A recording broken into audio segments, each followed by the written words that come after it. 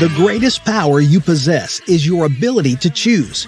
Join Lowe's Moore as he reveals how you can begin to maximize that power by exploring yourself on the deepest levels and committing to making lasting and positive changes. Get ready to achieve breakthroughs that will lead to accelerated growth and transformation, because you are now tuned in to The Blueprint. Why the actions contradict the lamb. I'm fellowshipping when I'm with the fam. That's more relations, that's forming a phonic. Good evening. This is Lowe's Moore, and I want to welcome you back to the Blueprint Podcast. Man, I'm really excited. As you know, as you could see, I'm not in the studio, right? Actually out here at Mount Airy Lodge Casino Resort, right? And my wife and I, we are celebrating 39 years of marriage. And so tonight, I'm doing this preview, and I want to thank my son Lowe's III, who's going to be hosting the show tonight, but I'm just kind of giving you a brief introduction. So right now, I want to drop, this is my pebble, I want to drop it in the, well, it's not a pond, but I want to drop it because we're expecting a ripple effect of this show. It's going to be an awesome show. So let me jump right into it. And I want to start with my books of the week. And this is on behalf of an honoring of Bill Russell, who passed last week. And he had many amazing books. One of them I'm not showing tonight, but one of my favorite books is Second Wind. But yet he also had a book called King of the Courts, Go Up for Glory, Me and Red, on a book on his relationship between him and Red Auerbach. And then Bill Russell had a lot of rules. So Bill Russell's Rules. And those are my books of the week. If you haven't read them, you should definitely go out and get them. Bill Russell was just not only a great athlete, great basketball player, but he was an even better person.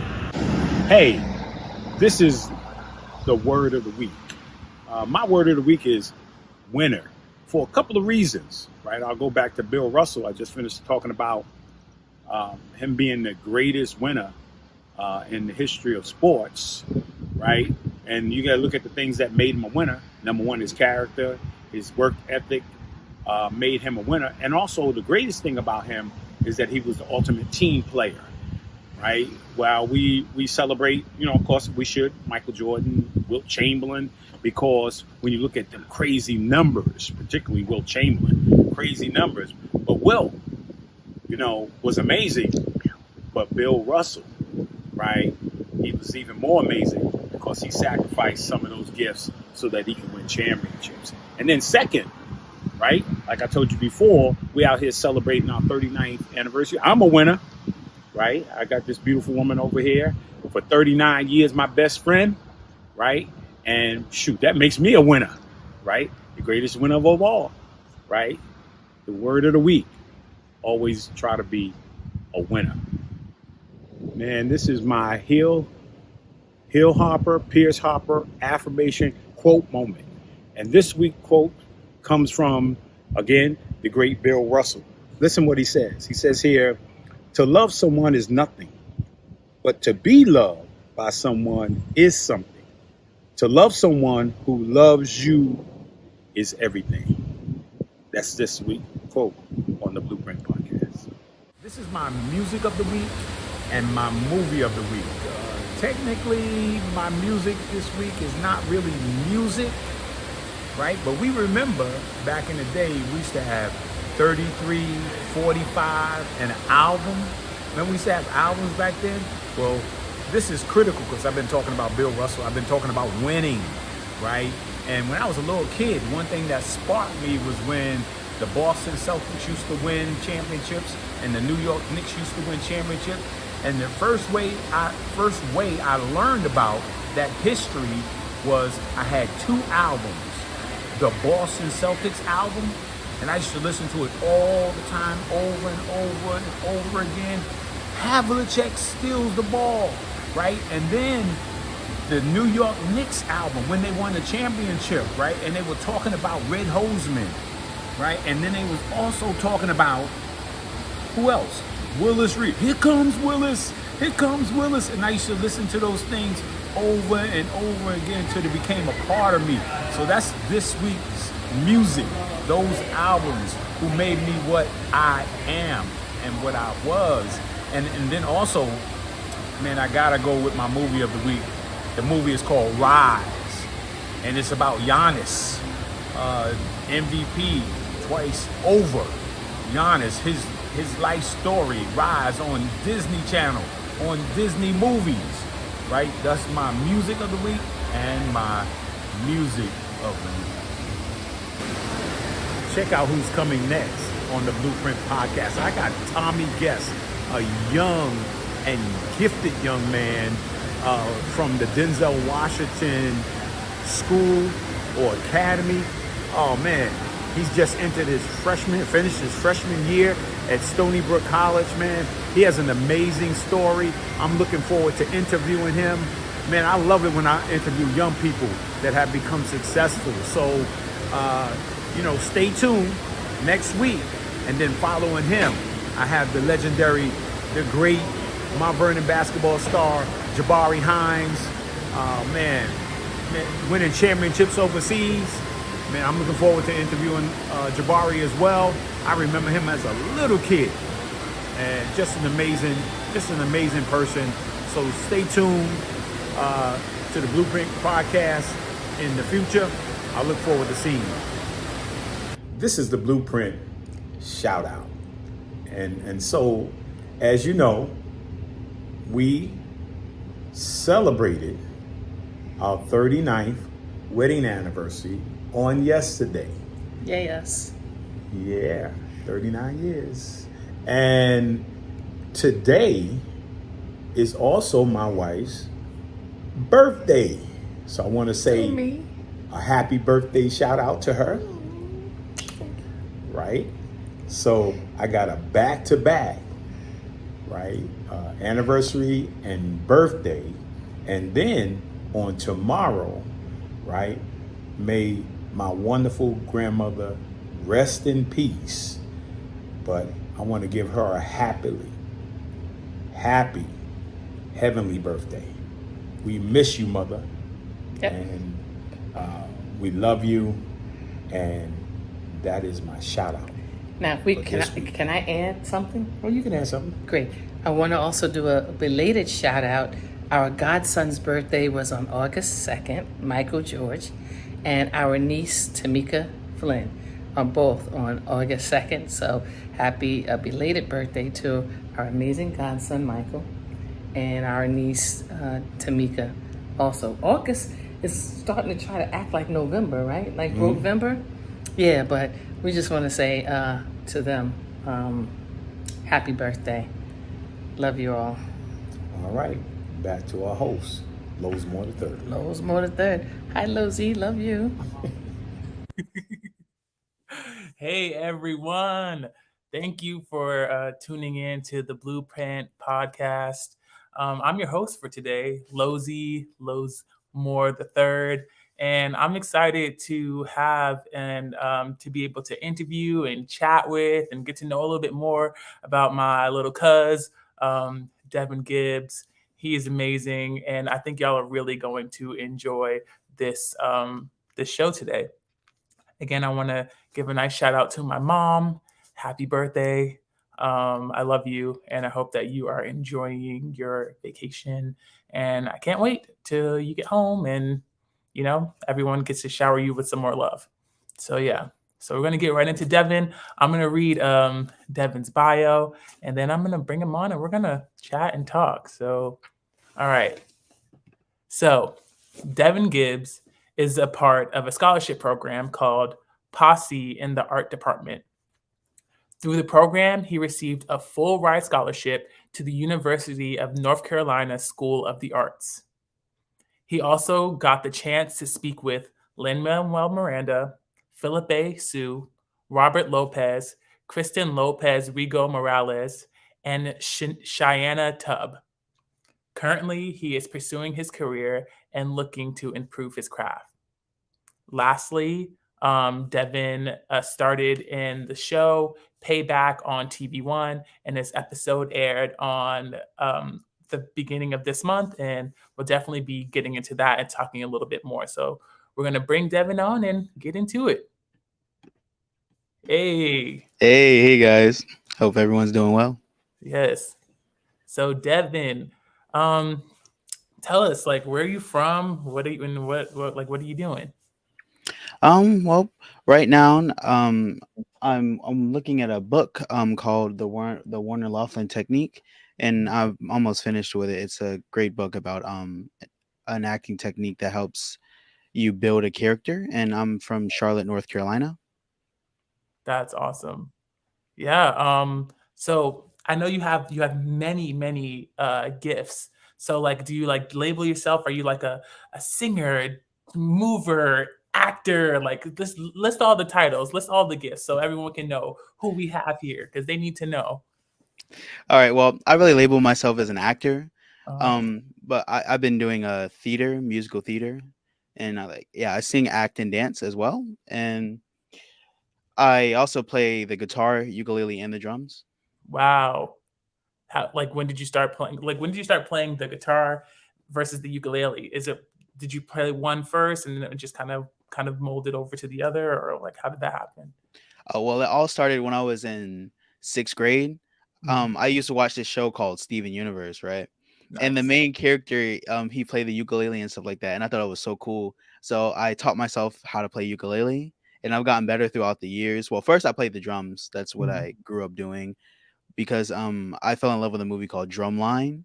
Oh yes. Yeah, I used to watch it with Nick Cannon. Yep, I used to watch that movie back to back to back to back. I used to memorize the different like drum parts and stuff like that, play along with the movie. And also, my mom played the drums when she was in college, and that like also inspired me to learning how to play the drums. But yeah, so I started playing the ukulele in 6th grade, and then I started teaching myself how to play the guitar this year. Oh wow. Yep. Wow. So it's like, how do you do it? Do you go by like chords? Are you feeling how's it? I really apps and YouTube videos and stuff like that. And also I just transferred some of the stuff because I got really good at ukulele. I just transferred some of the stuff like I learned from ukulele to the guitar, and it allowed me to like to learn faster. Yeah. I mean, that's kind of how I am a little bit with piano. Like, I remember trying to take piano lessons, but then after a while, I was just like, oh, okay, I can, if you put up some chords in front of me, I'll play some chords, sing along with some music. But it was just nice to be able to, playing instrument is so freeing, I think, especially when you get to the place where you're really, really comfortable and you can really kind of just like let go. I think it's really so. Yeah, it's a really cool thing like to do. Like especially like I write music and stuff like that, and especially like when I like deal with certain things, like I use it as like an outlet to relieve stress, writing and making music and stuff like that. Yeah. Well, I want to show everyone your clips, so they can see just all the many facets and just how extremely talented you are. And we'll be over here on the side watching it too.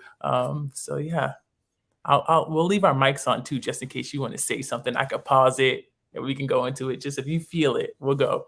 Okay. Alrighty. All right.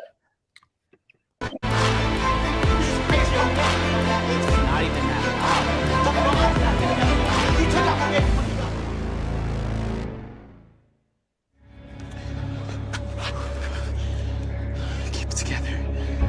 Keep it together. That's new.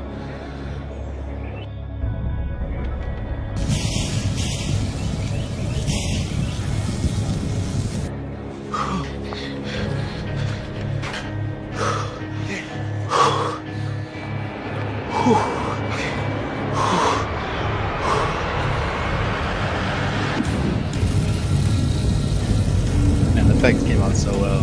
Yeah, it's so sick.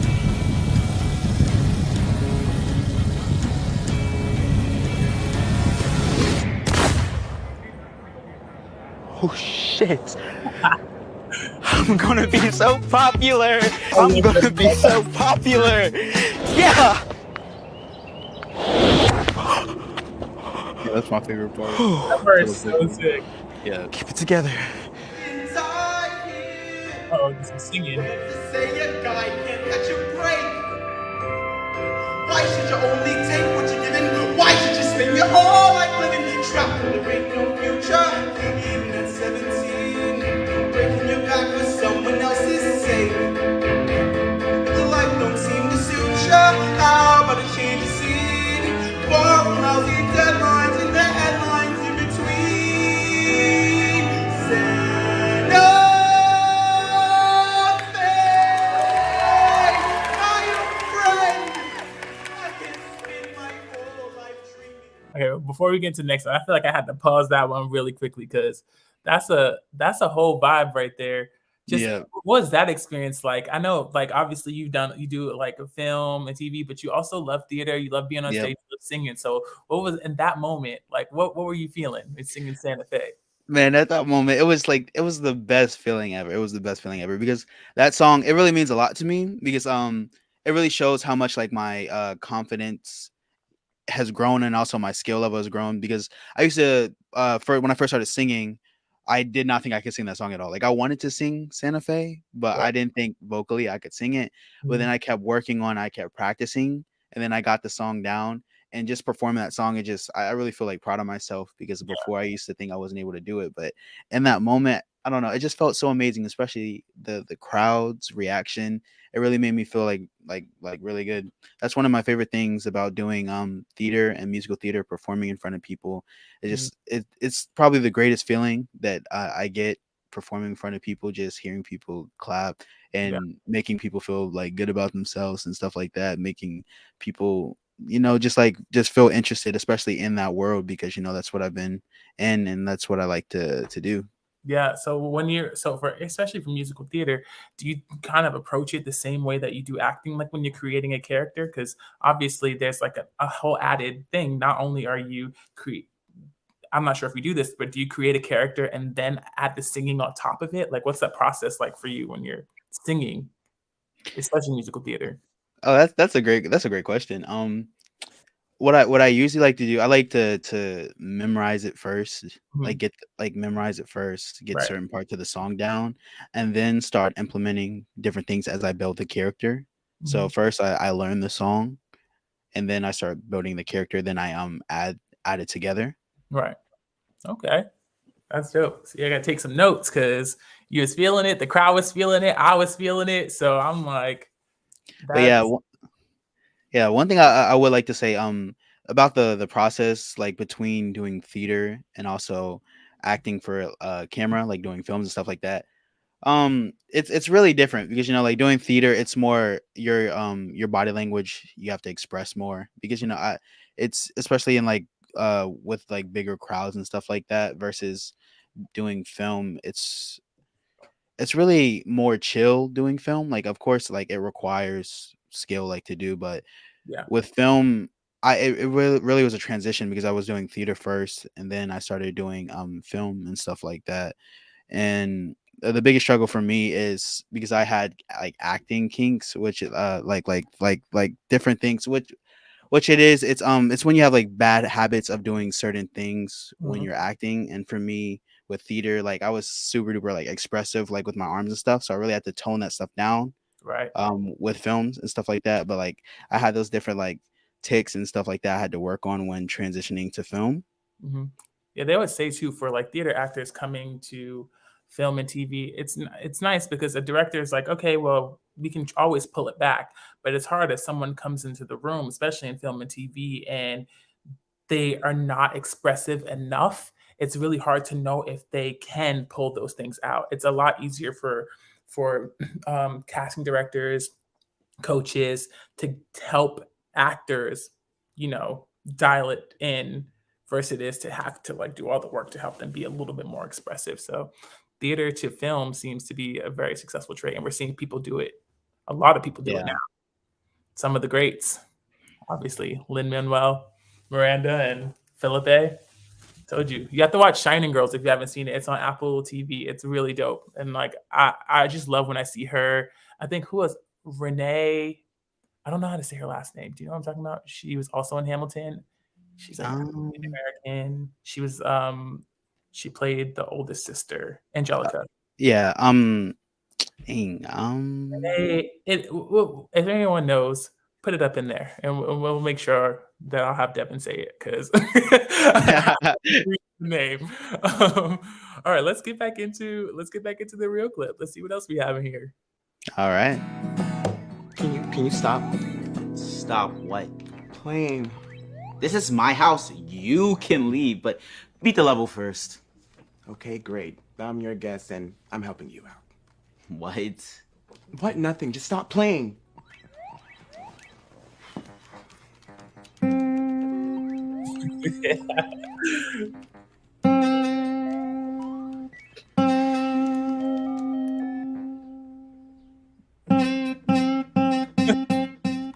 You know what? You beat the level yourself. You're just mad because you're worse than me. I'm done. But we're still going to get pizza, right? Priorities. All right. Yep. All right. Yeah, I love that because like also it's just growing up, I think we have so many skills, right? Like you just never know. I played soccer. I wasn't very good at it. I played baseball. Also wasn't very good at it. But I did so many things, and it's weird. Like once you really start to pursue acting, you just never know, like what. Like one day I audition to be a soccer player. I audition to be like a doctor. So there's just so many little things. So it's nice that you like said that you learned how to play guitar, and all of a sudden you see you in a clip like playing guitar. Yeah.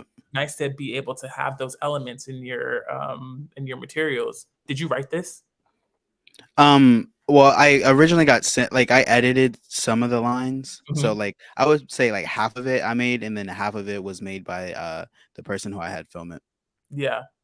Okay. Nice. Because it's nice. It feels like so like you have like just there are things in there that are completely like unique to your expressions, your like looks. I just feel like even the way you were like kidding around with him, it just felt like all the chemistry and everything was there. Oh, I think my mom put the name here. Here it goes. Roll it up. Renee Elise Goldsberry. Dang, Mom, what are you doing? You gave a whole analysis. She's an American actress, singer for originated the role of Angelica Schuyler in the Broadway musical Hamilton, for which she won a 2016 Tony Award. Also, I think Leslie Odom won that year too, for Best Featured Actress in the Musical. Yep, from Wikipedia. Oh wow, I didn't know she won a Tony. That's pretty. Yeah, cool. She's intense. Like, and also she's making the transition. She was on what's the show? Zoe's Extraordinary Playlist, the one that I love. She was on a couple of episodes of that too. So it's nice to just see you don't have to be one-dimensional in terms of like your markets. You can be into theater. You can be into nowadays. You can be into social media and have a thriving TV and film career. So yeah, not me though. Social media is too much energy. All right, let's get back into this. Let's see. Oh, okay, this is good stuff right here. Hello, my name is Devin Gibbs. I'll be portraying Corey from Fences, written by August Wilson. All you ever did was try to make me scared of you. I used to tremble every time you called my name. Every time I heard your footsteps in the house, wondering all the time, what's Pop going to do if I say this? What's Pop going to do if I do that? What is Pop going to do if I turn on the radio? And Mama, too, she tries. She's scared of you. I don't know how she can stand you after what you did to her. So what are you going to do, give me a whooping? You can't whoop me no more. You too old. You're just a crazy old man, you know that? You're crazy. Talking about I got the devil in me. You took Uncle Gabe's money, got from the army to buy this house, and you put him out. So I ain't going nowhere. Come on, put me out. Put me out. I ain't scared of you. Put me out. Come on, put me out. What's the matter? You so bad, right? Come on, put me out. Come on, come on. Oh, you was about to get put out for real, for real. Yeah, I remember doing that. That was before like I really started doing like transitioning into doing film and stuff like that. So it's also cool to see the progress from where I am now. Yeah, and that I know that like it's such a significant thing. Like, what was the did you do that for a monologue? Was it like a competition or a monologue showcase or something? That I had recorded after I did an audition for UNCSA. Oh, Yep. nice. Oh, UNCSS, that's North Carolina School of Arts. Got it. Yep. See? Ooh, my brain was working fast there. Um, nice. And have you, I know, like, were you able to watch like the movie and stuff? Yeah. I've seen it 3 times. Oh, yeah. What do you think about that? It was really good. I like Yeah. the approach that the actors took towards the characters and hmm stuff like that. Yeah. We can talk about this a little bit more too after, but I had a chance to like be on set for the entire filming of that movie. Nice. And yeah, so I mean, I have some, when I think about my experiences and why I want to be an actor and kind of the things that I build off of, I take my time on the set of Fences as well. So it's cool to see that. And, see August Wilson is just, he's obviously a legend. His material is so deep root and there's so much history and culture and, and just life in his words. So it's just nice to see how everyone else kind of takes it and builds their own interpretation of it, and his art kind of keeps living on. So that's dope. So I guess I think did you submit this as an audition for? You said you submit this as an audition for NCSA. Oh, for the UNCSA, I had to do it virtually Mm-hmm. because with the scholarship program, I had to audition before because usually I forgot the date that they have people start auditioning, but I got to audition early and they had me do it on Zoom. Right. But I just did that afterwards so I could have a video to put up on my site. Yeah. Okay, so I guess we can get into some questions too. Like, how did you get started, like in the arts? Alrighty. Though this all started when I was just growing up as a little kid. I always been like an artsy type of person. I used to make costumes and stuff like that, and like play pretend, do videos with my childhood friends growing up and stuff like that. Nice. And my aunt thought it would be a good idea for me to go to a school called Northwest School of the Arts. Mm-hmm. And she told my mom about it, and then my mom told me about it, and I was like, man, it sounds great. So I started preparing my audition for the school. It's middle through high school, Mm-hmm. and I auditioned with a monologue from Charlie Brown, and I Nice. ended up getting in for theater through middle school. And really, I remember starting out 6th, 7th grade, I wasn't really as confident, but I got more confident through the years and stuff like that. In 8th grade, I ended up getting into a musical called James and the Giant Peach. Oh yes. Yep. And that was a blast doing. I was doing that, and then I also got into a musical the same year in 8th grade called Frozen. It Mm-hmm. was the pilot for the junior series. Wow. And then in high school, I wanted to audition to do musical theater because I really enjoyed doing it in 8th grade, even though I was a theater major. So I was like, I wanted to make the transition to being in musical theater. Right. So I ended up getting in throughout high school, and this year I was really more active. I was trying to be more active before COVID started, but I couldn't really do anything about that. Yeah. And this year I starred in Sister Act, and then a student written play called Strange, and I was the lead in it. Oh yeah, there goes Sister Act right there, man. That was Yeah. so fun. I know Sister Act was like a pretty dope experience for you. So tell me about like that and like why that role like was so meaningful to you. I would really say it meant a lot because like I was really around my whole friend group pretty much got in, Mm-hmm. Oh, nice. and it was a blast just working with them and getting to work with the other people who were in there, and it was very fun. It was very fun, especially that was my biggest role like I've gotten in a musical. Mm-hmm. What I was played one of the thugs, Oh, okay. one of Curtis's thugs, and it was very funny. And the audience that we had on all the nights were very amazing. It was a very fun experience. That's really cool. So I'm like, all right. So when did you start singing? I started singing. Um, I would like to say when I was in 8th grade, but I was like more about it. But really, I started taking it more seriously in 9th grade, and I've just been growing throughout the years. I feel like I've really grown and improved this year Yeah. with singing and stuff like that. Yep. Were you like taking like voice lessons or voice classes or like working with the coach at all? Yeah, I was working with a vocal coach every week, and I also work with my musical theater teacher Matthew Henson. Yeah, And yeah, I work with him a lot, and it really helped me improve it's in really cool. singing. Okay, so what is your favorite movie musical and movie musical show? My favorite movie, yeah, I would say it's Tick Tick Boom for Nice. sure. If you haven't seen Tick Tick Boom, watch Tick Tick Boom. And for shows, Yeah. I need to. I was looking to get more into it. I remember you were talking about a show earlier. Yeah, Zoe's Extraordinary Playlist. So good. Yeah, I haven't seen any musical shows, but I'm looking to start looking at them. Yeah, and now it's weird because like it'll be just like a random show. I think it was like Riverdale or something, like random show, and all of a sudden like there was like one episode where they were all singing, and I remember everyone just Oh, wait, what is happening? I never noticed that. Yeah, I know. I started watching. Have you heard of The Boys? Oh yeah, The Boys. Yeah, they had a one episode where it was like they just started singing in one of the episodes. That's funny. I didn't even know that was like a trend going around. Yeah, so I'm like at this point, it's nice to be able to sing because you just never know when you're gonna have to do it in the middle of Yeah. a TV drama, and next thing you know, you're singing a full fledged musical. So I think it happened on Euphoria too, but they were like in the actual play, Hmm. like having whole. Yeah, I think I seen the clip. Yeah.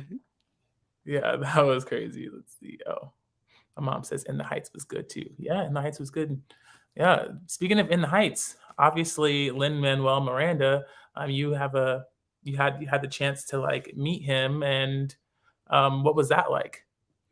Oh, meeting him, he's a he's like an arts kid. He's very funny and like outgoing. Yeah. I remember I joined first. I met him in a Zoom. I never forget the night for the scholarship program because I had to go through a series of interviews and stuff. And after the final interview, I remember they said like I didn't know I was going to meet Lynn at all. Like I didn't know anything about that at all. And they was like after the interview for the people that they had questions for, they were going to ask them to join a Zoom. So Mhm. I'm at work, right? And I worked at a amusement park called Carowinds, and it was during December, so it was Winterfest. It was a Christmas event going on, and I helped escort the Charlie Brown characters like around the park, and I spoke for them, interacted like with kids and stuff like that. And I was in the costume building, and they were like asking me to join the Zoom, and I was like, oh my gosh, okay. I thought it was like good news, so I joined the Zoom, and then boom, Lynn was there, and it was a pleasure really talking to him. He was very nice. He was very nice. And then I Well, got to join another Zoom with him later on, as along with the other people who won the scholarship that I got. And this man had sound effects on his phone. It was funny. okay, so tell us about the scholarship. Like, what exactly is it? What entail? The Posse Scholarship, they take they try to find leaders in the community to send off to different colleges around the world. And before it was they didn't have the arts program going on, so they were sending people for like regular majors and stuff like that. But they implemented the arts program this year, Mhm. and they take 10 groups of 10 people, and they send them off to the top universities. So it's for the arts, it's the top art school universities in America. So UNCSA and Cal Arts. And it's really the money isn't really the big thing that it offers. It's the Right. connections. It offers connections and different opportunities and stuff like Yes. that. And I know down the line, if you keep up your grades in college, they allow you to do internships with famous actors. They're still growing the arts because it just got started this year. Right. So they're going to be implementing more things throughout the year. That's awesome. I mean, I love that there are things like that even out there because, again, arts especially shouldn't be like a privilege only for. I mean, it shouldn't be a privilege at all. Basically, is what I'm saying. When I was in high school, I remember I was in my public school for a little bit, and there was at one point where they were trying to get rid of the sports program, and they didn't even have an arts program while I was there.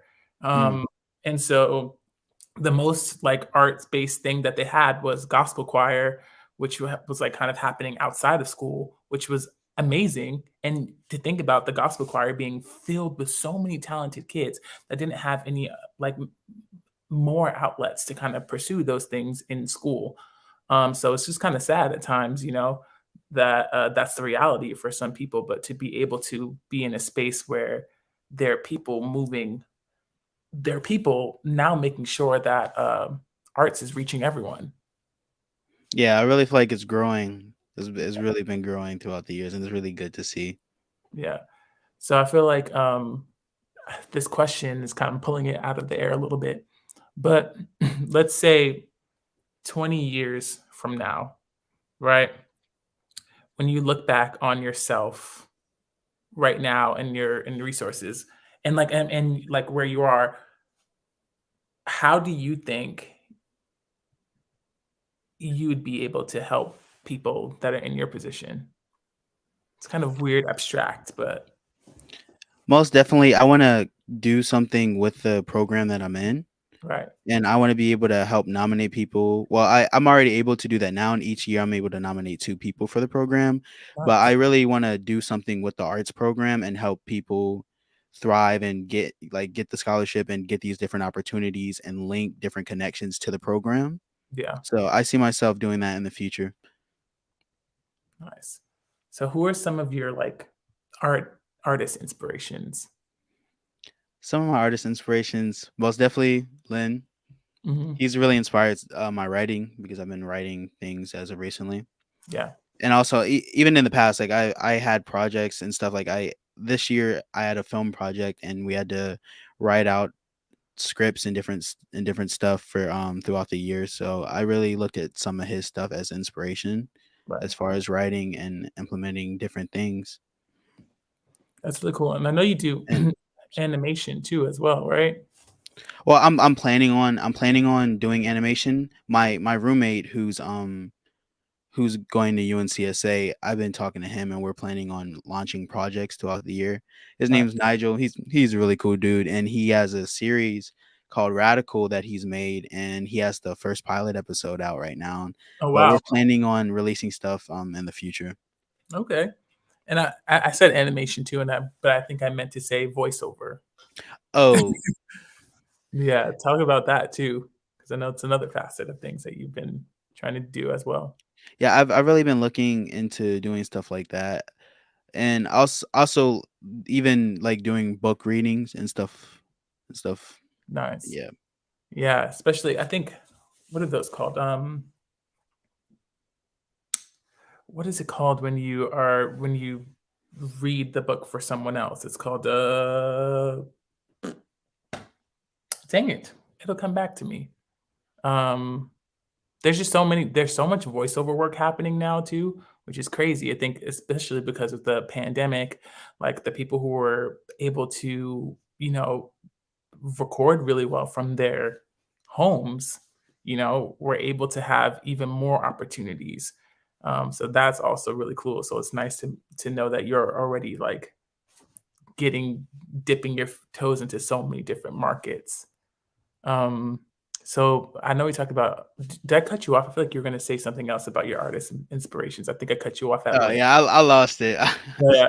Is there any other artist inspirations? I know Lynn is a big one, but if you think of another one, Denzel and Leonardo DiCaprio. I uh, really like their work. I really like how they bring out certain like attributes and characters and stuff. yeah. Okay, so this is a little bit game. I'm not sure if you've heard of it. It's like a start, bench, cut, right? You know the basketball terms. You're gonna start this player, you're gonna bench this player, and you're gonna cut this player. So we're gonna do that, but with actors. So I'm gonna give you three. The three that you mentioned. Lin Manuel Miranda, the Denzel Washington, Denzel. I think it's actually pronounced Denzel. Yeah, it's Denzel and Leonardo DiCaprio. Bench, start, bench, cut. Oh, that's wild. Hold on. Before you start talking, let me there we go. Yeah, I just want to make sure we can see all your face. Start, bench, cut. That's a hard question. um, Denzel, I see him as a goat, so I would probably I would have to I would have to have him as start because he's really a big inspiration. But also, like as far as like building building characters and like character work and stuff like that, I really look at Denzel. But writing wise, which I also do, but it's not one of like my or like one of my priorities that I've been working on. I look at like Lin for, so I would probably have to um and then there's Leonardo DiCaprio. That's Yeah, crazy it's to hard. that's how that's If difficult. you're That's watching, drop in the comments who you would start, who you would bench, and who you would cut. I want to see what some of y'all are gonna say. Remember, yeah, you already know the three, but yeah, I'll have to cut Leonardo and I would have to bench Lin. yeah. I knew that was going to be a hard one. I honestly, I was choosing. I had this planned. I didn't tell you this, but I had this planned, and I was going to choose Lynn, Denzel, and Jordan Peele because I mean, I love Jordan Peele. I think like the way, obviously, as a comedy, as a comedian, as a comedic actor, and then just the way that his mind works. He's an insane writer. Now Yep. he's producing and stuff. Now he's Yeah, directing. the directing, man, that Yeah, Nope movie was amazing. Like, I don't know how he does this, but he has this ability. Like, the characters, they could literally be in a store or they could be eating, and right. it's just so much tension that you just feel. It's man, he's very talented, and I really like his directing style. And I'm not trying to give no spoilers to Nope, but I think even in his other movies, I just kind of like that you don't really see a lot of Black Death. Like it just we are surviving these horror Yep. movies. I out of those three, have you seen all three of them? Get Yep. Out, Us, and Nope. Okay, start, bench, cut. Ooh, nope. Start. I'm sorry. That honestly, I feel like that's from a direct like looking at it from different standpoints. I feel like that's probably like the best movie he's made. Like, Yeah, and it's funny because like you can really see like the progression. Like he's getting better and better and better and better. But right. yeah, I would start Nope because man, that movie had me shook. Yeah. And Us, I would probably bench. Okay. Then Get Out, I would probably cut. Okay, yes. Okay, I love that. I I am going to start Us. It is one of my favorite movies. It's in like my top 10 favorite movies of all time. I've seen it more than 5 times in the theaters. Um I'm going to probably bench Get Out even though I just honestly black trauma movies I can I can do without those at times. I think there's just enough. Like I liked Us and I liked Nope. They weren't based in like I mean there were hints at it too, but there was no like, you know, too it wasn't too crazy. Like I think Get Out I thought was fantastic as well. But I think I'm going start Us, bench, Get Out, and cut Nope. Just because I only see Nope once and I know I need to see it more because I've been reading. If you have any articles, things that you've been reading after you watch, send them to me because I love reading things and then going back and watching it. Yeah, I've seen a lot of like synopsis and stuff with Nope. Like it has like a lot of like I like the meaning behind the movie and Yeah. also like the hidden references and stuff like that. I could send it over to you later. I've seen a lot of stuff. Me. Come on, Yeah, but I remember last thing I'm gonna say about Nope. I remember watching it. I went with a group of my friends, right? And one of uh, my friends he jumped on me in the movie. I was like, man, what are you doing? Nah, yeah. but I can't lie. That movie did get me. I was flinching. I think oh, my aunt says start Denzel and bench Jordan Peele. My mom says start Denzel, bench Lynn, cut Leo. But all three are so good. I know you have to throw that in there that all three are so good because we're not trying to offend anybody. It's just Yeah, all of them are amazing. I think I sent this to my cousin. Let's see if I could do this. Hold on. It's like if you already seen Nope, check out this hat and the Nope poster. Oh, Like, oh my gosh. I yeah, did not notice that at I know. all. When I saw that, I was like, I'm shook. And that's why I think Jordan Peele is just, he's going to go down in history as one of the best, I think. And they're all three supposed to be I think someone said they're all connected. Wow. Even better. And I love Kiki. That's why I love. Okay, so this is gonna get us into some of like. I have another question for you, right? And it's about. I say Kiki Palmer too because I think she would be just be such a fun person to work with. She just has such a like big energy, and she feels just really herself. She brings a lot of herself to her characters. So I say that because my question to you is, if you could act in a movie with anyone, who would it be and what genre would it be? Hmm, that's a good question.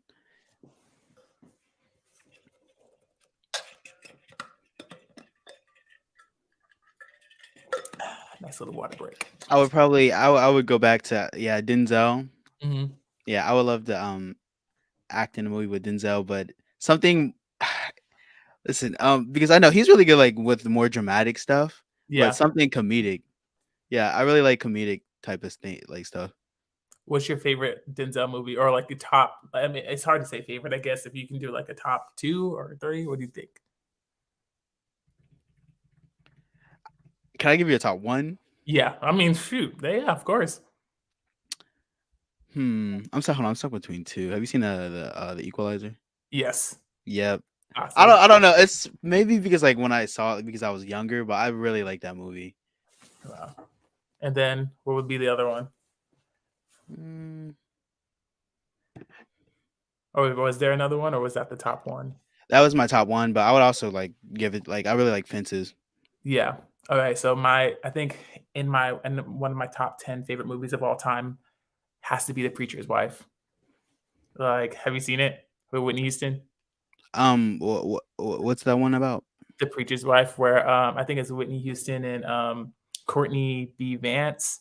They're like married and they're having some like, struggles within their marriage and like they send kind of like a guardian angel who is played by Denzel to like help them through this really tough time in their lives. No, And I don't think I've seen that one. yeah, it's a classic. So yeah.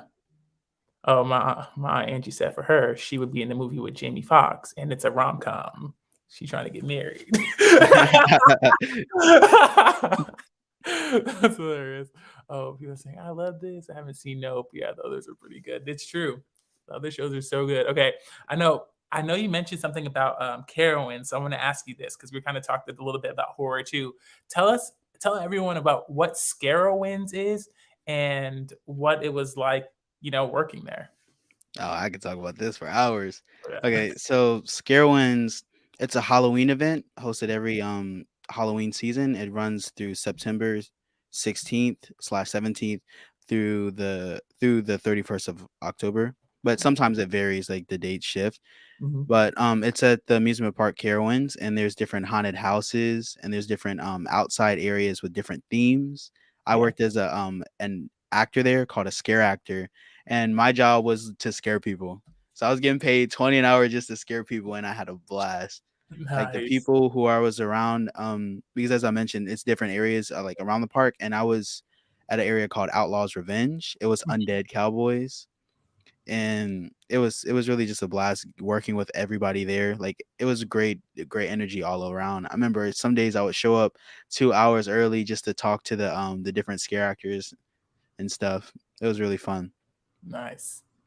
Yeah, I'm thinking like, how is that on your voice? Like, I feel like when you scare Oh, crazy.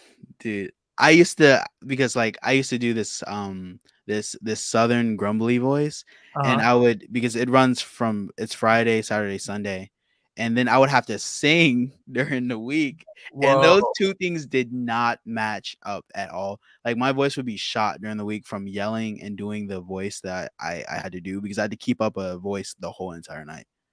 Wow. Did no one like I feel like did they like coach you on like what the proper way to like scream to not damage your vocal cords, or was it kind of just like go for it and figure it out? They gave tips to like avoid stuff, but like I don't really remember what they said specifically. But I did change up some different like I did change up my voice a little bit because like the first way I didn't because I had to build a character. Mhm. Yeah, I forgot about. Yeah, it's a whole process. When you work there, you're supposed to build your character. My character's name was Jogi Mhm. Reese. Yeah, and basically, I was doing this voice and it was like super unhealthy to do. And then I switched it over. I switched it over a little bit, but it's still like messed up my voice a little bit. That's funny. You're like, yeah, it's really damaging my voice. My dad's like, let's hear the voice. All right, okay. No, okay, it's cool, it's cool. The only reason it would be damaged because like I would be doing it from like 6 o'clock to 12 o'clock. But, Okay. I don't know what you're talking about, boy. Come here now. And Okay. sometimes I would drop my voice like this and do like stuff like that. What the heck? I was not expecting that. That is so. What did your character look like? Oh, hold on. I can pull up a picture. Give me Yeah. 1 second. If you have a Oh, picture, and the makeup artist. Oh, I used to sometimes I would literally just go there just to talk to them. The whole team, like the makeup artists and the actors, everyone was so cool there. Even the management was really cool. And I'm looking. I'm trying to find a good picture in my album. I have a whole Scare Ones album on my phone. yeah. Oh dang. Yeah. If you text one to me, I can Yeah. pop it up there. Oh yeah. Hold on. Oh yeah. Or you can do it that way too. I'll send it to you so it's like clear. All right. Boom. I guess while you're thinking have you been able to use any of the techniques? I mean, use any of that experience in your work? I wouldn't say necessarily I use it, but it was good practice doing it because doing working there, it gave me more practice building characters and stuff like that. Especially I really went all out because in 6th grade I went to Scarewinds and I thought it was like the coolest thing ever. But you have to be 16 to work there, so I literally been dreaming to work there since 6th grade, and I wanted to work there last year, but COVID happened, so it got Yeah. canceled. And yeah, it was good practice, and it was really good. Dang. But yeah, I just forwarded you the picture. Oh, I definitely need to get this one to my MacBook ASAP. This is sick. Yeah, I think my dad used to be executive director of a Boys and Girls Club, and for every Halloween, they used to create a haunted house. So some of my favorite things, I feel like it'll be bad. Some of my favorite things would be to scare all those little kids that would come up and they would be really excited about coming to the haunted house, and I would just use every opportunity I could to terrify the crap out of them. It was I'm like, okay, here the picture's about to be up here so everyone can see. It's giving Coco. Yeah, it was like a skeleton type of design. Yeah, that's sick. Yeah, and I just sent you one more thing Mhm. as well. It's a clip of me scaring somebody. Uh-oh. But man, I have some crazy scare stories. I never forget. One time it was like a group of, it was like 10 group of all dudes came by, and then I ran up behind them, and basically what I got a special position called being a slider, and we had knee pads that we would have on, and we had steel toed shoes, and Yeah. we would slide with the knee pads on the ground, and it made a scraping noise, and it would really scare people. And I slid behind these people, and they just took off running, and they was running, jumping over fences. Whoa. And yeah. All right, I think my mom had a question while I pick up this video. Let's see what this question says. She said, what high school did you attend in Charlotte? Oh, I think I'm getting a little bit of echo too on my end. What high school did you attend in Charlotte, and how did your high school prepare you for your experience at the UNCSA? I attended Northwest School of the Arts, and it really it helped me get better at my craft, and it really made me one big thing I took away was my confidence, and it really got me into singing because before, when I first got started in acting in middle school, I wasn't really looking at musical theater and doing things that had to do with singing, but I really discovered that I could sing by through going through that school, and then I got lessons which allowed me to get better. And I really took away getting better confidence, getting better at acting, and also picking up singing along the way. And I feel like that really has prepped me for UNCSA. Nice. So tell us about Another thing we wanted to talk about too was family. Like, talk about your family, how, like, and what part of they've had in kind of your journey as well. My family, my close family, my mom and my dad and my brother, they've all been super duper supportive, and my uncle too. Yeah, my Yeah. uncle too. They've all been super duper supportive, and they really helped me. And my dad's helped me get the things that I needed because I had to buy different stuff for certain performances. And I remember growing up, I thought like and it was kind of weird that I was like kind of into some certain stuff, like the Right. certain stuff. Um, and I remember growing up, I felt like I don't know because I grew up around a bunch of people who played sports and stuff like that, and I know my dad was big on sports as well.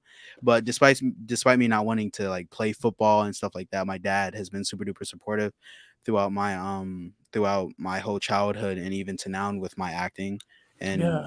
everything. And same here with my mom as well. My mom, she's the one who I go to practice my stuff. Nice. My mom's my biggest supporter, and she always helps me by just being an ear for me, giving me advice and stuff. That's awesome. When my mom came out to visit me in LA, I let her go to acting class with me, and they literally put her up, and she had to like do a scene on the stage, and it was really. I think it was one of the first times I actually heard her curse in real life. It was Wow, very weird. that sounds cool. I gotta get my Yeah. mom to do something like that one day. She had so much fun. It was, and for me too. I think I was doing one improv. I was doing improv with one of my actor friends who was playing my mom in my improv, and I said something to her, and I like cursed at her, and she said, "Time out." My coach at the time said, "Time out." Like to the woman, he said, "Did you hear what he said to you? He cursed at you." She was like, "Yeah, I know." She's like, "Okay, hold up, because we don't really have this opportunity all the time." Lowe's mom, step forward. If Lowe's cursed at you in real life, what would you do? She said, "Well, he would be getting up off of the floor." and, then my coach was like, "Okay, exactly." So it was funny because we got a real life. Even my friend who's the actor got like a kind of a real life look into kind of what my mom would do if we were in that situation, and it did inform how me and her reacted from there on out. And she actually played my mom in a film. We booked the same job where she played my mom. Oh So wow. yeah, it was really cool because we had that level of chemistry And then already. I was about to say like y'all I instantly had that chemistry, so I feel like that really turned out well. My dad said, "Glad I didn't go." Yeah, he didn't go to the acting class. He did come to a couple of showcases though, and I think that's something that's really underrated. People don't understand is having such a support system that understands um how complex this industry is. I don't think Yeah. my parents necessarily understood that right away, but as I've like kind of been going on my journey, they understand a little bit more. Do you say that's similar for you? Yeah, I really feel that. And also family is a really big thing, like having that support system. And I feel like that goes along with any like everything in other fields and too as well. I feel like it just really allows you like to thrive, knowing that people have your back, that there's people that support you. Right. I feel like that's really an asset to have. Like that really helps you with your career and just moving forward. I have the scare video, so I'm gonna play that one before we get too far away from it. Let's see. Here we go.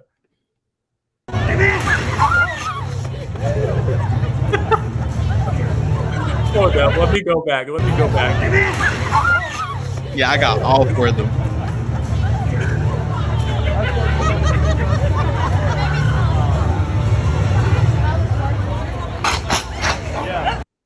Oh my gosh. First of all, that knee slide. Come Yeah. on now.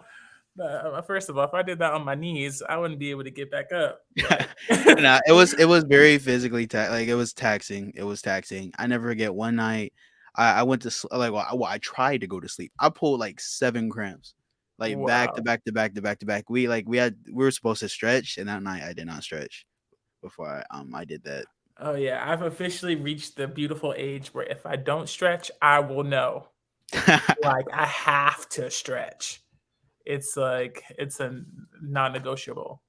Um, So let's talk about like, are you doing any acting classes or any like how are you staying up in this kind of transition time between high school and college? Well, right now I'm not in any acting classes, but Yeah, I will be taking of course acting classes and stuff like that when I head to UNCSA.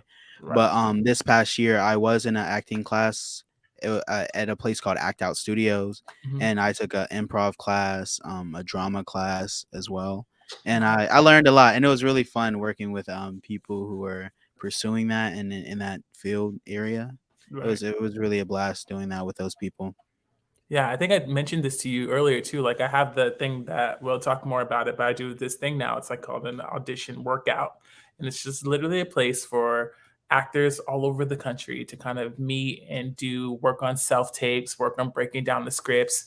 And obviously I'm in the industry, and it's nice to just be able to have people in different levels in different areas kind of contributing all in that space, in a safe space. So I feel like it's always important to kind of like have that. And it's great that you've had great acting classes. And by the time you get into college, you're gonna be so busy, Yeah. good busy. But it's nice that Yeah, you're gonna be able to good learn busy. those Yeah. things. Oh, I almost forgot. And when you say acting classes, I was thinking like outside of school because Mhm. like for school for me it's like a norm, like Right. having those classes because like you're required to take those classes because my major in high school was musical theater, of course. So I took musical theater throughout high school and stuff like that. And this past year, I also took a directing class in school. Nice. That's really cool. Yeah, knowing how to first of all, I think also in the industry now, there's so many hyphenates, multi-hyphenate individuals. Like if I think of the one that really kind of sticks out to me, who I want to highlight is Marsai Martin, who's the she plays Diane on Blackish. And the fact that she's like so young, I think she was like 14. She was like the youngest executive producer like ever. She executive produced Little. Have you seen that movie with Regina Hall and Issa Rae? Nah, I'm sorry, The I one- haven't seen that. Oh, okay, but do you know who Marsai Martin is? I'm not familiar with the name. Okay, okay. You have to. Have you ever seen any of Blackish? Yeah, I've seen like bits and pieces of Yeah, episodes, but I haven't sat down and watched Blackish. she's the youngest sister. She's like the one with the glasses. She's fantastic. But I just think of her and like and just and you and just all the things that you're able to kind of do at this at this age and this time, and like it feels like the sky's the limit. Yep. So let's talk really quickly about tell us about Payback on TV One. I'm gonna put out a link in the comments so that everyone can check out the whole episode. And again, I think I put the link to Devin's website on there. All the videos that we've been playing, they're all on his YouTube. I cut some of them short, so if you want to go back, watch all of them. Click on them, like them, subscribe to the page, follow him on Instagram because y'all gonna want to say that y'all knew him when. And so yeah, I'm gonna send that. So tell us a little bit about Payback on TV One. Well, Payback is a series where it's a true crime series, Mhm. and it just displays the different things that have happened around America. And through the series, it was really interesting just learning about the different stories, learning about the people and that have experienced like traumas and things such as that. And it was really a pleasure being able to help tell the story about what happened to a character named Jeremy Taylor. Mhm. And in my episode, what ended up happening, it was a couple, and the husband, they ended up getting married. They were high school sweethearts, and they ended up getting married later on, Mhm. and they ended up having 3 children. And the guy, he started getting into like gang like activities and stuff like that, and she didn't want her kids to be around that, so she ended up separating herself from him and moving Mhm. in with her parents. Yeah. So it was And her. Sorry, go hold on, ahead. hold on. Sorry, sorry. I just want to interrupt you a little bit. I was like, and dot dot dot, because y'all gonna have to watch it. Y'all gonna have to watch it. Devin's not gonna give the free synopsis of the Yeah. show. Y'all gotta give the clicks. Give the clicks. But yeah, I want to. Yeah, you can wrap that one up too. Like, because I don't want you to tell too much of it, because I like, even myself too. I want to go and watch it. That's me. I don't like to know no spoilers. I've already heard enough. But Yeah, I won't say anything else about it, but I can tell you about the process, like the yeah. filming process. Well, the director was so nice. The director was so nice, and the rest of the cast was super duper nice. And it was interesting working with, like, I never worked with like little kids before, because like they played my sisters in it. And Uh-huh. I remember just filming. It was funny because one of the kids, she was trying to touch the camera. I remember us having them having to explain that that you can't touch the camera because you're gonna You were get Big Brother in real life. yeah, I mean, on camera. You're like, it kind of felt like that. Especially, I remember it was a scene where we were like hiding in the closet, mhm. and it was just interesting, like, because like the director and I also had to help out with because one of the kids, she was like super duper. She was like 3, maybe. She was like 4 years old. Whoa, She was that's super really duper young, young. and so I also had to help her as far as acting Mhm. and like being in certain, like, oh wow. My Angie said she saw the episode, and then she said, "Good job, Devin." Thank you, I appreciate it. But yeah, it was interesting working with kids, but they was cool. We all had a good time. It was Yeah. a very interesting and cool experience. What was that audition process like? The audition, I just sent out a monologue, one of my monologues that I did, and I sent them my headshots. Mhm. And I originally, I was looking through because I was looking through different roles, and then I saw the role, and then I looked similar to the dude who I played in it. So I was like, I felt it was a perfect fit. So I submitted a monologue and my headshots, and then they said they thought I would be good for the role. Nice, nice. All right. Really quickly, tell us a little bit about just like what's your goals? Like, what do you want to come up for next? My goals is I want to make my own play, and I want to help direct it and produce it as well, and I also want to star in it. And I'm planning on doing that this year or the next year, because right now I'm working on something animated, as I was talking to you about earlier, because my roommate, his name's Nigel, and he's been working on series, and we decided to partner up, and we're going to be working on something animated, which I will be voice acting in, and I'm also writing it right now. That's so sick. I love that. Like, honestly, it's crazy to find people don't understand sometimes too how important like being able to create your own materials is, especially if you're sitting there like in between auditions, or like you're auditioning but you're kind of like in the process of like right before you're about to book something. Like it's nice to find ways to kind of keep going. Yeah. My dad's out here like, play your ukulele, your ukulele. No. No. But it's fun. I'm trying to think. What else? Like, do you have? Okay, I feel like I don't really like this question that much, but it's always nice. Like, have you encountered any of like obstacles so far in like your creative journey? And like, if so, like, how are you able to like overcome? Okay. I mentioned a little bit about this earlier, but I could go like more in depth of it. Yeah. But I really like that question. For me, it's really transitioning from theater to film, because Mhm. because I remember I went to workshops where I had to do a self tape, and then it's kind of like what you did, but it's not with like other actors. It's really for casting Mhm. casting directors, and they would give me feedback, and it was funny because I remember when they watched my tape, Mhm. they could just instantly tell like I did theater. They could just instantly tell I did theater, and it was really learning to calm some of my expressions. So I remember I would be working on it with. I would also My mom would also be helping me too, because I would we would go over certain material and Mhm. stuff. It was really just working on not being as super open with my physical expressions Right. when acting on camera. That's really my biggest obstacle, and I'm still getting better at it now, transitioning from theater to film. Nice. And then I guess when you get an audition or you get a piece that you're working on, what's your process? Do you go right to memorizing? Do you like what like what do you do like if you got a piece of material? I got it. Hold on. Give me All right. 1 second. Got it right here. Hold Right on. here. I think it's upside down. Check it out. Yeah. Let's see. Boom. The Warner Laughlin technique. Okay. I'm gonna almost check finished out with it, but that I'm book. still using some of what I've already learned. So first I'll read through it, but I Yeah. won't. I'll try not to make like any.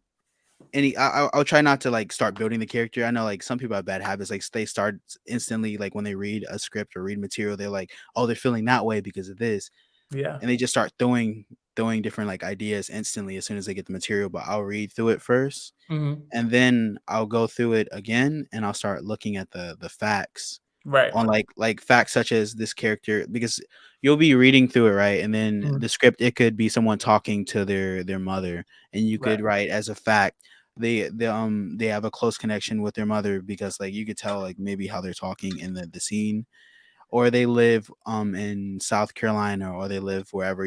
I start writing down like the facts that the material gives me, and then after I go through and write down stuff like that, that helps me build the character. And Mhm. then sometimes I'll try to say it'll be a scene where it'll be someone that they seem to be upset, like, and they seem like that they're yelling in the scene, and they seem to be loud and angry.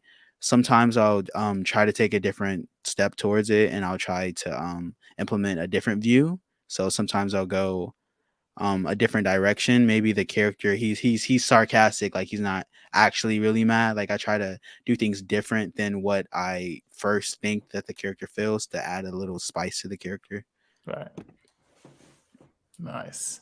Yeah, I think it's always like interesting to hear how people break down. So I feel like I need to write this book down. You have to send that to me or send Oh me yeah, the it's a great book. And one thing like I also one thing I also learned from it, after I do that step, I also like to implement different, say the character is 17.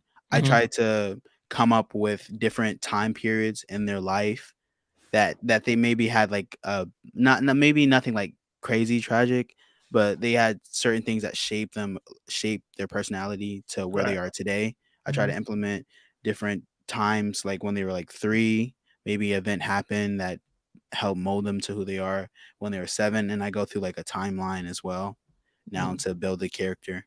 So I Right. have different reference points instead of just referencing to myself like how I would feel in a certain moment. I would make a moment for a character so they could do the same thing.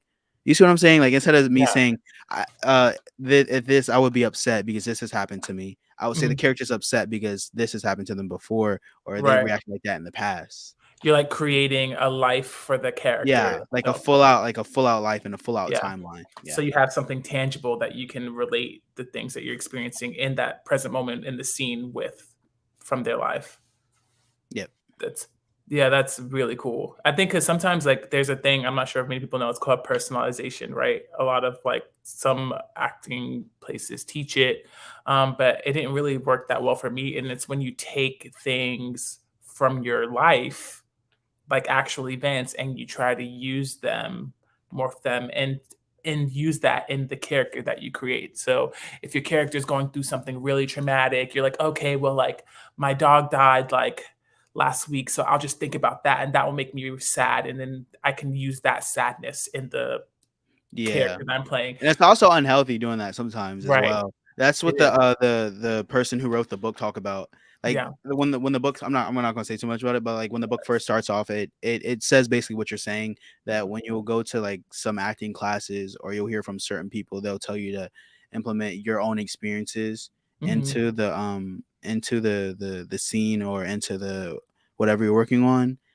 But the book explains that that's not really like the best way to go through it, because you can Right. also be damaging your own mental health, especially if it's something like traumatic, putting your own Right. traumatic experiences. It could be taxing on your own mental health. But it's really it's about building a character and not using any of your own previous experiences into Right. building the character. Yeah, because they say like with those things, if you have like a wound, like if you have a wound and you put a band-aid over it, and you keep if you have a wound and it's scabbing over and you keep ripping the scab off, number one, the wound never heals. Another thing is if the wound does heal, then it doesn't affect you at all. So it's just like in the end, like your personalizations might become obsolete if you keep using it. Then now you have to look for something else traumatic in your life to use, because me breaking up with my significant other, which was working for me last week, it doesn't work for me anymore because now we're back together. So now I got to think about my loss in the other areas of my life. It's just very, it's hard, and especially when you're on Yeah. set and you have to do 7 or 8 takes of something. Yeah. Oh my God. And then what a lot of people, especially with people who don't do film and stuff, Yeah. when people film stuff, they don't film it in the order of an episode or of a movie. They'll film the middle of the movie first, and then later on they'll film the beginning. And what's hard with doing what we were saying, implementing your own experiences into your the work, is it can make you sad. And then imagine you're in a scene where it's something traumatic, and you're pitting your own traumatic experiences. It's going to make you feel sad. And then what if in the next hour you have to do a scene where you're happy and you're laughing? Yeah. I feel like it really it taxes the character, and it doesn't allow you to really bring out a good character. I think, and it's hard because I think when you're learning so many different ways, some things work really well for some people. So someone might come up here, they might relate a lot to personalizations, and it might just work for them. But it's not the only way to create a character. And I get there's a lot of people that say it's not the healthiest way, but again, I think there's room to know your limits. If you're practicing and you're doing personalizations and you know your limits, and you're seeking help, you're not traumatizing yourself too much, maybe it'll work for you. I remember this one thing, and I might be misspeaking, but I think it was Viola Davis, and she was in this last season of How to Get Away with Murder, and they just knew that someone died, right? I don't even think they wrote who the character was yet. So she had to act like someone had died. She was just looking at a plank of wood.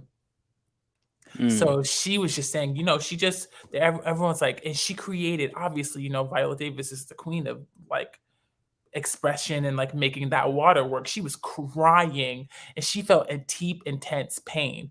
And I remember someone asking her, and they were like, well, how were you able to do that? And she was like, oh, personalization. It's like a wood. So I'm it works for some bodies. It works for people. I know it does. But they've found a way to do it in a healthy way, which is crazy because I think about it. And, I think a funny kind of little tidbit to that, because she cried so hard and made such a big expressive thing, they had to choose somebody big. They're okay, she can't be crying this hard for random Joe Schmo that we're going to meet for 2 episodes. She's going to cry for someone who's been on the show, who she's been creating relationships for 4 seasons. This is a series regular that's died. So she kind of shaped the writing room, which is very interesting. Wow. You think, I was going to agree. I was going to say, that's very interesting. And also, I feel like it's really amazing for actors who are able to because I could shed it. I could make myself shed a few tears, but as far as bawling out, crying, I'm still trying to. I'm working on that. I feel like I did this one.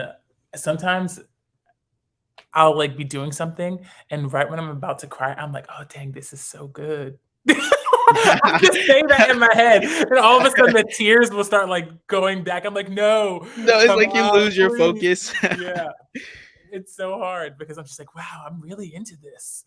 I'm stop it. I remember I did one project where I cried, and my grandmother called me out on it. I had it on my reel, and I remember just being oh, I felt this moment. And my grandma was like, that's good, it's really good, but why are you only crying out of one eye? I'm dang. You're one Denzel tear. I'm don't try to play me. I worked hard. You worked hard for that tear. Oh, that's funny. We have some. Let's see. Another on. She said, Didi. She says, I love how many times you both talked about reading. Please continue to inspire youth, especially to inspire youth, especially makes to be avid readers.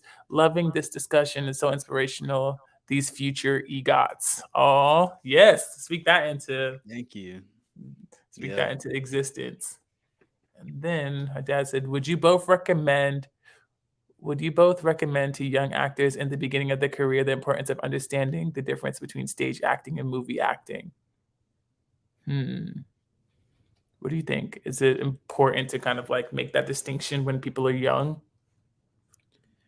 That it's a tough thing. It's a tough thing, especially when they're first getting started out. I wouldn't say like when they first get started, especially like at a like especially if they're younger. Yeah, I don't know. I Yeah. feel like it's difficult, especially with me. It was for me. It was especially difficult because I've been doing theater only theater for 7 years Right. straight. But if they're being tossed into both, maybe it would be easier like to teach them. Yeah. That's exactly How what do I you would feel? say. I Oh, say that if if if your kid is just doing community just doing theater, then yeah, I mean there will come a time and place where they'll branch into if they want to, they branch into TV and film, and then they'll have to learn those techniques. Um, but I think that if you're doing a little bit of both, like for me, growing up, I had an audition for like All That. I had an audition for like All That and had an audition for Lion King on Broadway, right? Those are completely two different experiences.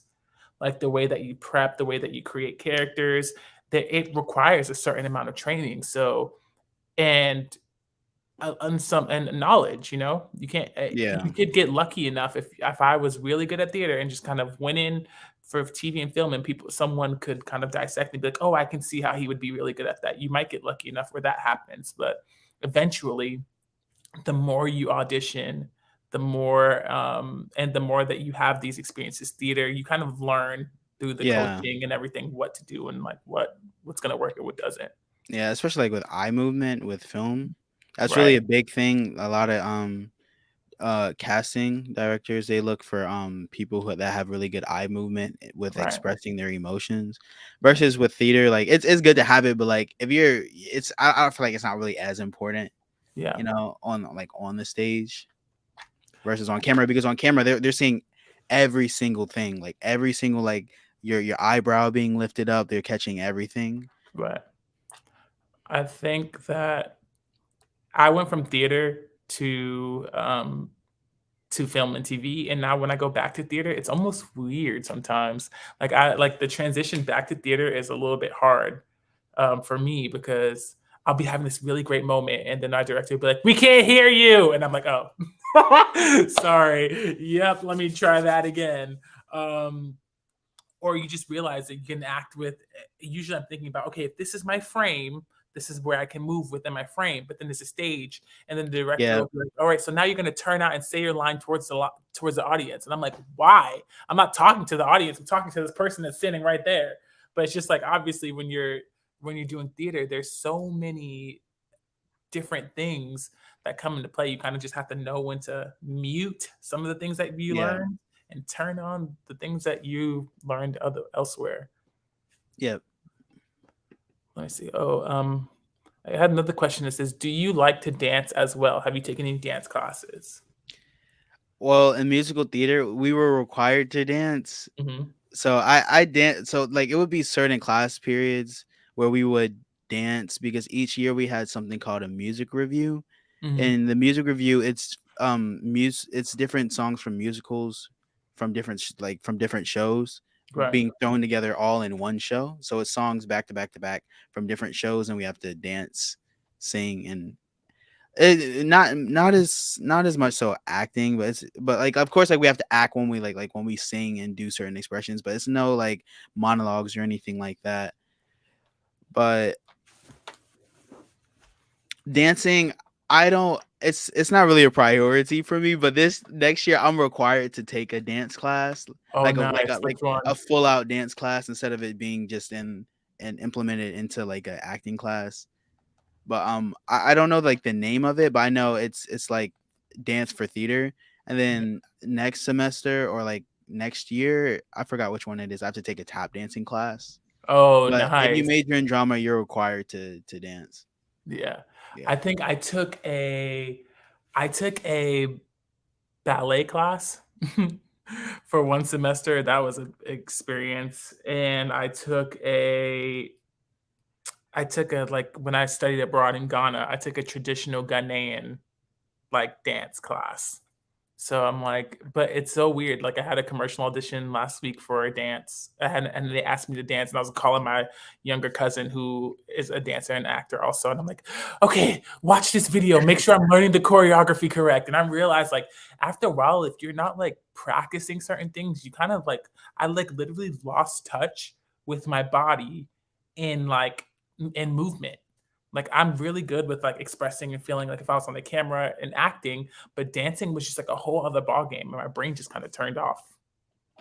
So For me, I don't know. I'm confident in like dancing, but like it's not really like a thing like where I would like want to do dance shows. right. But I do enjoy dancing in like musicals, especially in Sister Act. Like it was like a lot of like old school moves that we had because like the time period was in the I think was it in the 80s? I think Sister Act was in the 80s. I might Which be one? wrong. The first one? I don't the musical. I don't know. Acting musical. It was based on a 1992 hit, so Okay. it would have be a little bit after that. I think the original musical was published in 2006. So it was the 90s? Yeah, the 90s is when Sister Act 2, the one with Lauryn Hill, came out. No. So I think the Sister Act 1 might have come out in the like late 80s. But yeah, I don't know. I shot you a text message. Check that out and see if you see it. It's not for everybody. So I think even with like all these experiences, I think it's like everything that I do, and I wonder if this is the same for you, I kind of like store it in a folder a little bit. I'm like, it's like if I have an audition, it's like if I do a shoot, if I'm on stage, it's like this becomes my catalog and my reference. And again, like you said, the big word, confidence. If you go into a lot of places with confidence, people know that, they understand that, they feel that, they respect that, and it literally leaves the space for your gift to like really shine without judgment from yourself. And I feel like it really increases your stage presence as well. But another thing that I give advice, because like at my school, it's a middle school through high school, so like the middle schoolers and stuff look up towards us. Yeah. And so I've talked to some of them, especially about like being nervous on stage. One of my biggest things is if you build your character and you get super focused in your character, I don't know, this might I've helped other people. I don't know if like this will help everybody, but in my experiences, it helped me. Like I'll get so into character, even if I am nervous, I won't notice because of how deep in the character I am. Right. That's sick. Yeah, if you have a do you have your ukulele on us? I think we have a couple of minutes left if you want to give us a little. I have my guitar right here. Guitar? Yeah, your guitar too. Whatever you want to do. Good evening. So yeah, because we're gonna wrap up soon. So just whatever you feel. Okay, hold on. Gotta get. Can you hear the guitar? Yeah, I can hear it. I'm trying to think of something to play. I'll play this song right here. I wrote this song. Okay. Last week. I'm standing here, realizing the feelings that has just appeared. I want you to be near, so that I have nothing else to fear. 'Cause I can't bear to think of you with someone else. Don't go MIA. Hey, hey, hey, hey, hey. Thought of you once again. Don't wanna be just friends. Maybe you offer me and something could be. I wanna hold you dear. Pray you don't disappear. Maybe you offer me and something could be.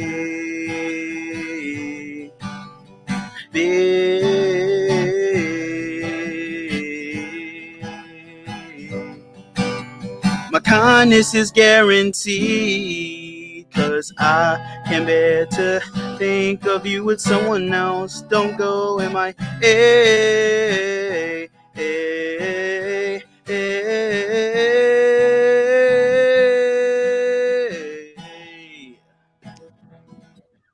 Let's go.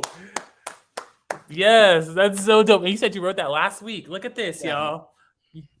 That is awesome. And thank you for sharing too. I know for me too, I always have to ask. I'm like, let me just like ask because I don't like to be put on the spot myself. But you went and you nailed that. You're all good. I don't yeah. Okay. So everyone's saying such nice things. Like, we're so proud of you. This is so awesome. We need a part 2. I know it's true. We do. And I'm just looking forward to seeing your journey. And I'm here as a resource. I'm definitely picking your brain as well. And I'm just really, really happy for you. And I'm excited for your journey because I think a lot of great things are coming. So, and congratulations on everything that you're doing too. My mom says congratulations too. Thank you so much. Yeah. Thank you so much. I really appreciate it. Yeah. So everyone who's watching, thank you for tuning in to The Blueprint.